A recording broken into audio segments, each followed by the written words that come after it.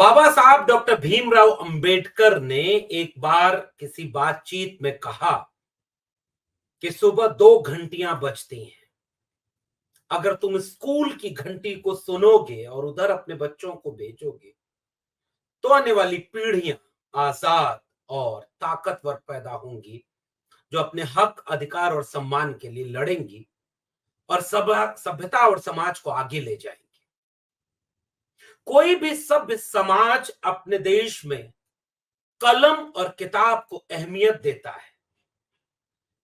वह शिक्षा के शैक्षणिक संस्थानों को बनाता है, नई तकनीकी, ज्ञान, विज्ञान, अनुसंधान की बात करता है ताकि उसका मुल्क तरक्की करे, देश आगे बढ़े, अपनी मुश्किलों का समाधान खोजे ताकि सब खुशहाली की तरफ आगे बढ़े। मगर उस देश और उस समाज को चिंता करनी चाहिए जिसके नेता शस्त्र के साथ भाषण देते हुए विद्यार्थियों को उकसाएं कि अब शास्त्र के साथ शस्त्र भी लेना होगा, चाकू तेज करके चलाओ, अपने घर में चाकू तेज करके रखो, तुम्हारा धर्म खतरे में है। और दूसरी तरफ शिक्षा बर्बाद करने की नीतियां बनाई जाए। चुने हुए मुख्यमंत्री जो बहुत पढ़े लिखे हों, वो राम और भरत को याद करके एक मजाकिया टिप्पणी करें कि मैं मुख्यमंत्री की कुर्सी पर नहीं बैठूंगी, और एक चुना हुआ सांसद बच्चों के बीच जाकर कहता है शास्त्र के साथ शस्त्र भी चलाने की बात करनी होगी। ये उस देश में हो रहा है जहां शिक्षा अब धीरे धीरे प्राइवेट हाथों में बेची जा रही है और स्कूल जाने वाले बच्चों के लिए मुश्किल होती जा रही है।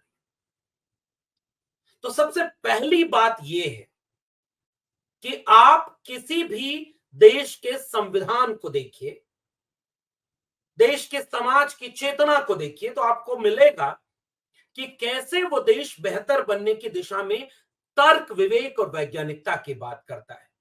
विदेश में जाकर देश के प्रधानमंत्री बुद्ध की बात करते हैं और लौट के आते हैं तो युद्ध की बात करते हैं। बुद्ध का मतलब क्या? प्रज्ञाशील करुणा। बुद्ध का पहला विचार है प्रज्ञा, यानी बुद्धि, तर्क, विवेक। बुद्ध से सब किसी ने पूछा कि आपका सबसे महत्वपूर्ण संदेश क्या होना चाहिए, तो उन्होंने कहा अप दीपो भव, अपना दीपक स्वयं बनो। तर्क विवेक की बात की बुद्ध ने। कबीर, रैदास, पलटू दादू, भीखा, बुल्ले शाह, बाबा फरीद, गुरु नानक चोखा मेला से लेकर के ज्योतिबा फूले, सावित्रीबाई फूले, पेरियार, भगत सिंह, डॉक्टर राम मनोहर लोहिया, डॉक्टर भीमराव अंबेडकर, महात्मा गांधी से लेकर नेहरू, इन सब ने जो तर्क और वैज्ञानिकता की बात की, बाबा साहब अंबेडकर के संविधान में संविधान सभा ने सहमति के साथ आर्टिकल 51A में ये बात लिखी कि हम अपने नागरिकों को तर्क, विवेक, वैज्ञानिकता की बात करेंगे। और आज गोरखपुर के सांसद, भारतीय जनता पार्टी के नेता रवि किशन वहां पर जाकर भाषण दे रहे हैं कि शास्त्र के साथ शस्त्र भी चलाने की बात होनी चाहिए। शास्त्र के साथ शस्त्र चलाने की बात कौन कर रहा? रवि किशन, गोरखपुर के सांसद। अब ये बात देखने और समझने की है कि खुद गोरखपुर के जो रवि किशन है, उनके बच्चों का क्या हाल? माना यह जा रहा है कि उनके बच्चे विदेश में पढ़ते हैं या देश के किसी अच्छे स्कूल में पढ़ते हैं, और वो ट्विटर पर ट्रेंड चलाते हैं कि हमें चाहिए गुरुकुल। गुरुकुल की मांग करने वाले भारतीय जनता पार्टी के नेता, जिसमें से Piyush Goyal Don Bosco school में पढ़े, विदेश में पढ़ाई की है, जेपी नड्डा ने सेंट जेवियर से पढ़ाई की, और वो लोग कुछ दिन पहले ट्विटर पर ट्रेंड चला रहे थे कि भारत मांगे गुरुकुल, यानी आधुनिक शिक्षा नहीं चाहिए उन्हें। पीयूष गोयल की परंपरा, एक तो परिवार से आते हैं लेकिन उनकी बात नहीं की जाएगी। भारतीय जनता पार्टी के बड़े बड़े नेताओं के बच्चे या तो इस देश के किसी बहुत शानदार स्कूल, कॉलेज और विश्वविद्यालय में पढ़ते, या अधिकांश के बच्चे विदेश में पढ़ते हैं। उनके बच्चे कभी भी शस्त्र की बात नहीं करते। क्या हो गया है हिंदुओं को, ये बात नहीं करते। वो आपके बच्चों में वही नेता आकर कहते हैं कि धर्म खतरे में है, चाकू तेज करके रखो, न कुछ मिले तो किचन वाला चाकू ही तेज करके रखो। इस वक्त इस देश के चुने हुए मुख्यमंत्री योगी आदित्यनाथ जी का बयान है, बटेंगे तो कटेंगे, एक रहेंगे तो नेक रहेंगे। बांट कौन रहा है योगी जी? कटेंगे। तो उस समय रवि किशन के इस बयान की चर्चा है कि रवि किशन ने क्या सोचकर स्कूल के बच्चों को, चाहे वो गुरुकुल हो चाहे वो स्कूल हो, वो कम उम्र के बच्चे दिखाई दे रहे हैं जिनके बीच जाकर के वो ये कह रहे हैं कि अब शास्त्र से ही काम नहीं चलेगा, शस्त्र भी रखो। Where is the law and order? कानून कहां होगा अगर शस्त्र की बात नेता कर रहे हैं? भारतीय, और ये कोई नई बात नहीं कि भारतीय जनता पार्टी के नेताओं ने शस्त्र की बात की। साध्वी प्रज्ञा वो चाकू तेज करने की बात करती हैं कि किचन का चाकू भी तेज करके रखो। जाने कितने नेताओं ने इस तरह के हिंसक बयान दिए हैं। इस देश में उस समय के वित्त मंत्रालय में रहे देश के बड़े मंत्री अनुराग ठाकुर दिल्ली चुनाव में नारे लगाते हुए पाए गए, देश के गद्दारों को और भीड़ सामने से करिए गोली मारो सालों को। तो कौन गोली मारेगा? अनुराग ठाकुर जी किसको कह रहे हैं कि गोली मारो? उन उस भीड़ को जो आप तैयार कर रहे हैं गोली मारने के लिए, उसमें आपके बेटा और बेटी नहीं है। क्योंकि आपके बेटे और बेटियां अगर हैं तो वो किस स्कूल में पढ़ रही हैं, आप इस देश को बताइए। सोशल मीडिया बता रहा है कि आपका बेटा विदेश के किसी बहुत बड़े विश्वविद्यालय में बहुत महंगी पढ़ाई, अच्छी पढ़ाई पढ़ रहा है। रवि किशन जी की बेटी कहां है? किसी अच्छे स्कूल में पढ़ाई कर रही है। पीयूष गोयल जी का बेटा कहां है? अमित शाह जी का बेटा कहां है? पहले वो बीसीसीआई का चेयरमैन रहा, जय शाह। अंग्रेजी बोलना उसका सुना है आपने? कोई मेरिट नहीं है उनमें, बैट बल्ला कभी पकड़ा नहीं। और आज की तारीख में वो आईसीसी इंटरनेशनल क्रिकेट काउंसिल का चेयरमैन है, वो सबसे प्रमुख है उसका। गृह मंत्री अमित शाह का बेटा जय शाह। हजारों करोड़ों रुपए की वारे न्यारे वहां होते हैं। स्मृति ईरानी की बेटी के ऊपर यह सवाल आया था क्योंकि वो एक बहुत बड़ा बड़ा रेस्टोरेंट चलाती हैं, चेन है उनकी। बीजेपी का एक भी नेता ऐसा बताएं जिसके बच्चे शस्त्र और शास्त्र वाली बात में, कटेंगे वाली बात में, चाकू तेज करके रखे हो घर में, या देश के गद्दारों को गोली मारने वाली भीड़ में शामिल हो। ध्यान से इस बात को समझिएगा। मैं उन बच्चों को बधाई देता हूं जिनको बीजेपी के नेता जैसे पिता और मां मिले। सुषमा स्वराज की बेटी बांसुरी स्वराज थी, वकील रही, किसी अच्छी पढ़ाई लिखाई हुई, अब फिर सांसद हो गई। अजय आलोक जो कल तक जेडीयू में थे, अभी वो हिंदुओं को एकजुट करने की बात करते हुए बड़े खतरनाक ट्वीट कर रहे थे अजय आलोक। और वो खुशी जाहिर करते हुए बताते हैं अजय आलोक कि उनकी बेटी विदेश के किसी अच्छे विश्वविद्यालय में उसको कॉल लेटर आया है और अजय आलोक के अपने बच्चे को खुशी जाहिर करते हुए विदेश भेज रहे हैं। रविशंकर प्रसाद सोशल मीडिया पर सारे लोग लिखते हैं, रविशंकर प्रसाद कह रहे हैं कि उनकी प्यारी बेटी एमआईटी बोस्टन में कल से जा रही है एमबीए का कोर्स करने। संजय जायसवाल है उनके, वो अपने भांजी के लिए कह रहे हैं कि वो बर्कले यूनिवर्सिटी में अपनी डिग्री लेकर के अब आगे बढ़ेगी। अजय आलोक कह रहे हैं कि उसको Rutgers school of medicine New Jersey से कॉल आई है, वो ज्वाइन करने जा रही है। और वही अजय आलोक कुछ दिन बाद ट्वीट कर रहे हैं कि भारत हिंदू राष्ट्र था, है और रहेगा, राम राज्य की कल्पना है, जिन्हें आजादी चाहिए वो दूसरी जगह ढूंढ लें। रवि किशन का ट्वीट है कि मेरी बिटिया आज सुबह बोली पापा मैं अग्निवीर में जा रही हूं, और वो एनसीसी कैडर से अग्निवीर की तरफ चली गई। वो नहीं है उस भीड़ में शामिल जो शस्त्र चलाने के, वो एक नौकरी है, वो नौकरी कर रही है, अच्छे स्कूल से पढ़ी है, दिल्ली यूनिवर्सिटी से होते हुए बाहर तक की उसकी पढ़ाई है। और इन सारे नेताओं के बच्चे अच्छी स्कूल में पढ़ाई कर रहे हैं। शुक्रिया अदा करना चाहिए उन बेटे और बेटियों को जिनके माता पिता पढ़ाई की कीमत पहचानते हैं। और मैं बधाई दूंगा उन सारे बच्चों को जो भारतीय जनता पार्टी के नेताओं के बच्चे हैं, वो अच्छे स्कूल में पढ़ रहे हैं, इसका पूरा हक उन्हें है। वो और अच्छे स्कूल में पढ़े, वो और आगे बढ़े। वो बीसीसीआई के चेयरमैन से आईसीसी के चेयरमैन ही क्यों बने, वो फीफा के भी चेयरमैन बन जाए, वो बैडमिंटन विंबलडन के भी चेयरमैन बन जाए। जय शाह जी, हम सबको बधाई देते हैं। मगर गरीब, कमजोर, मजलूम, दलित, पिछड़े, आदिवासी घरों के बच्चों का क्या हो रहा है, हमारी चिंता इससे है। उनके बच्चों से हमें कोई ऐतराज नहीं, वो और अच्छे स्कूल में पढ़ के आगे बढ़े। लेकिन गरीब, कमजोर, मजलूम के बच्चों को यही भाजपा वाले क्यों ये कह रहे हैं कि शास्त्र से काम अब नहीं चलेगा, शस्त्र भी रखना होगा, क्योंकि हिंदुओं क्या हो गया है तुमको, तुम्हारे ऊपर संकट के बादल बन रहा है। तो उनके बेटा बेटी हिंदू नहीं है क्या?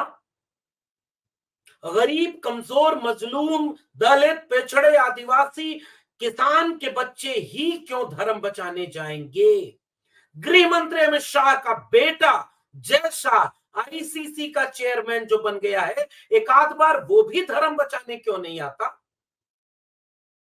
और रवि किशन जिन्होंने ये टिप्पणी की है, वह क्यों अपने बच्चों को अच्छी शिक्षा दे रहे हैं? और जब हम और आप बात कर रहे हैं तो इस देश में न्यू एजुकेशन पॉलिसी लागू कर दी गई है, जो ग्रेजुअली सेल्फ फाइनेंस कोर्सेज की तरफ जा रही है। यानी पढ़ाई अब इस देश में महंगी होगी।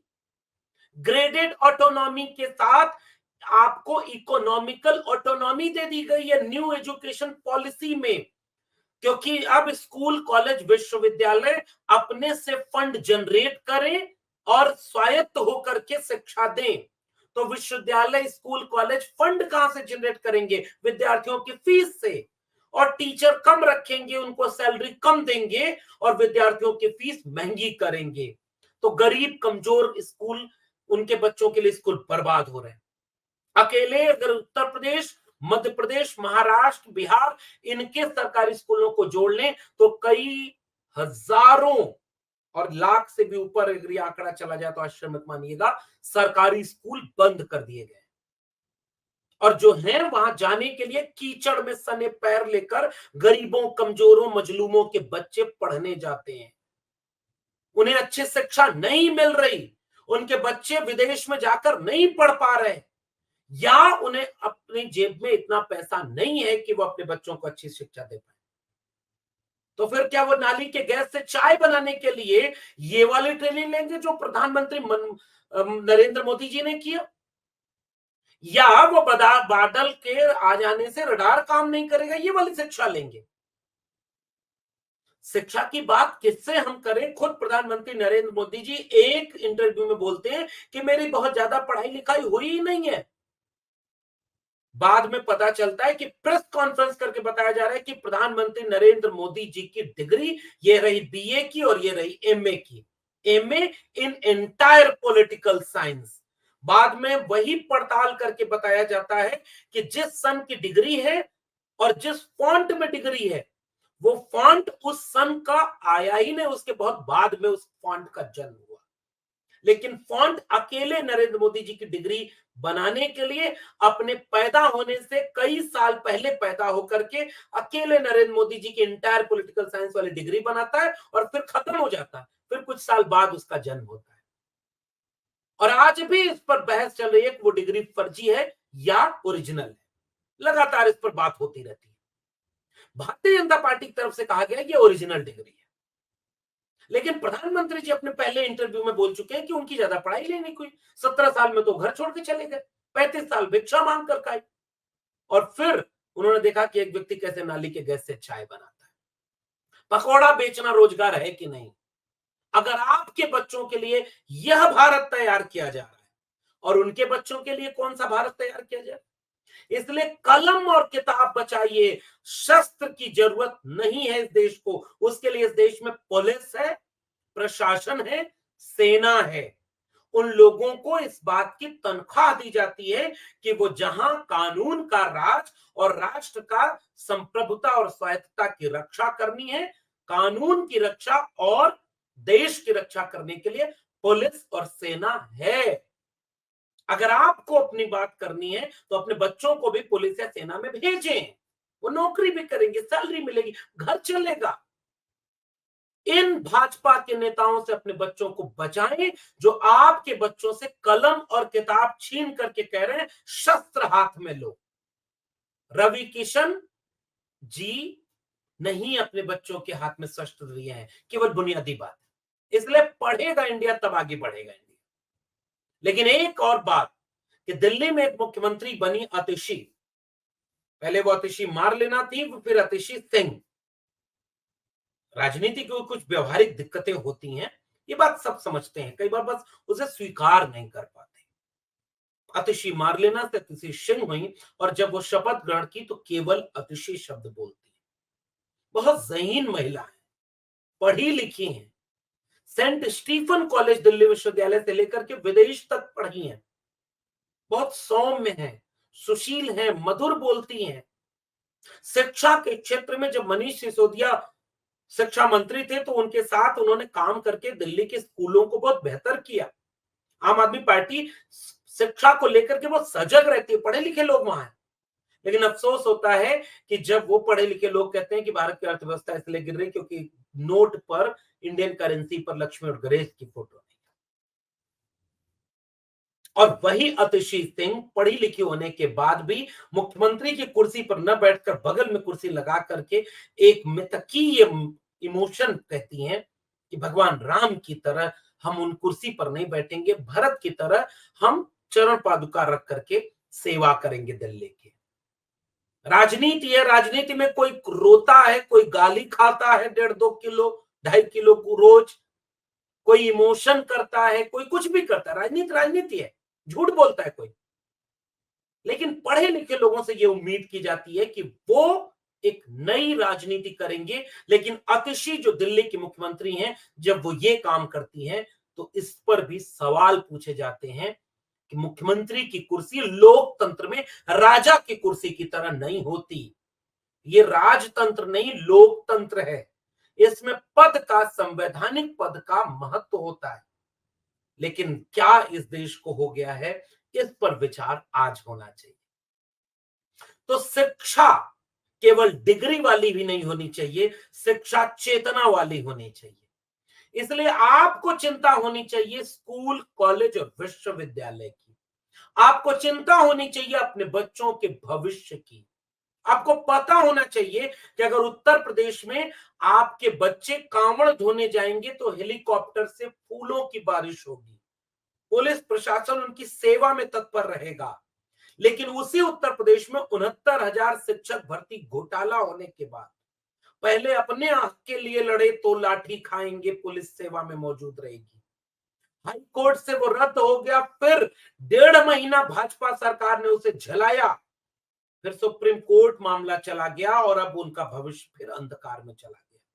और जब भी वो गए अपना हक मांगने, फिर से उत्तर प्रदेश पुलिस सेवा में हाजिर, लाठियां बरसाए, मुकदमे किए, आंसू बहाए।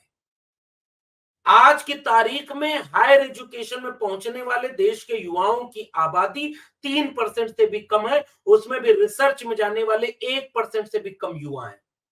स्कूल में ड्रॉप आउट रेट बढ़ रहा है, यानी छोड़ के स्कूल जा रहे हैं क्योंकि नहीं है घर में खाने को।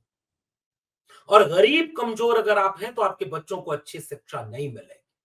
फिर अचानक कोई नेता आएगा, फिर आपके भाषण में, आपकी रैली में, और आपके बच्चे से कहेगा कि क्या हो गया है हिंदुओं को, अब शास्त्र के साथ साथ शस्त्र की भी शिक्षा लेनी होगी।